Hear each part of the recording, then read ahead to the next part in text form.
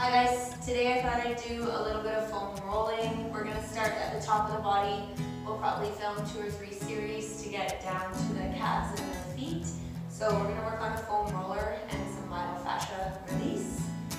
We'll start with your bum on the ground and the foam roller at the bottom of your scapula or your shoulder blade. Hands behind the head like a prisoner, butt stays on the ground. You're just going to arch back nice and easy, head is dipping towards the floor. Once you're at full range, 3, 2, 1, engage the core and pull the torso up, and then just creep your bum towards your feet about 1 inch, and then open up again. So we're just looking to open up that T-spine area. We're all hunched over our laptops and devices all the time, or just poor posture in general. Engage the core to come up, scooch the bum a little more forward.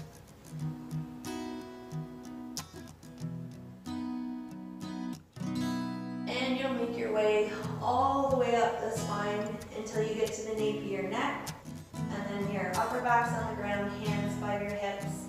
The foam roller's right in the middle of the neck.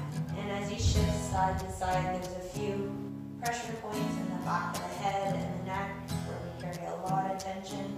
So just nice and slow from side to side.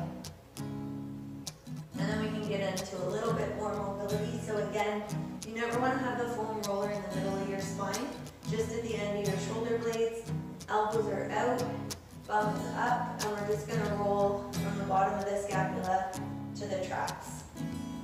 So you'll go about 5 to 8 reps.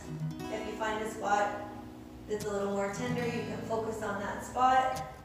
If you're not really feeling much with the elbows out, you can pinch your elbows in, and what that's going to do is just expose the musculature in your upper back a little bit more, so it's going to make it a little more intense.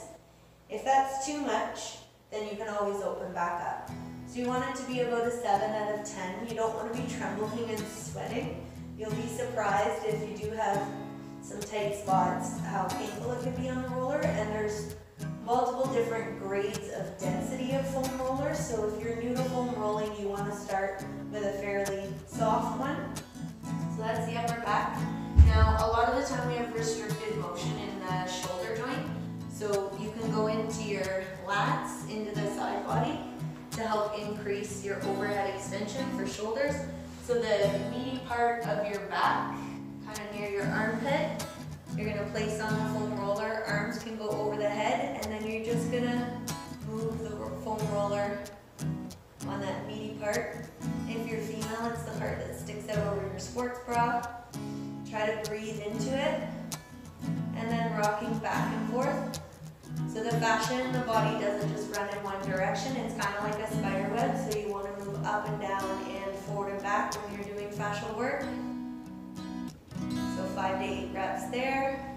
And then another place we tend to be really tight from reaching forward is the pec minor shortens. So we want to open up the pec minor. So you're going to lay on the ground. The foam roller's kind of on an angle, and you want to get the edge of it in that pec minor.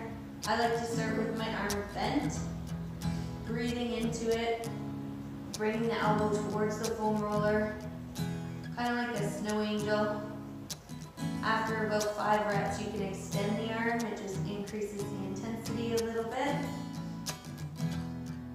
And you may not have tension in all these areas, so if you go to do one of these positions and you don't feel anything, then you can just move on to the next.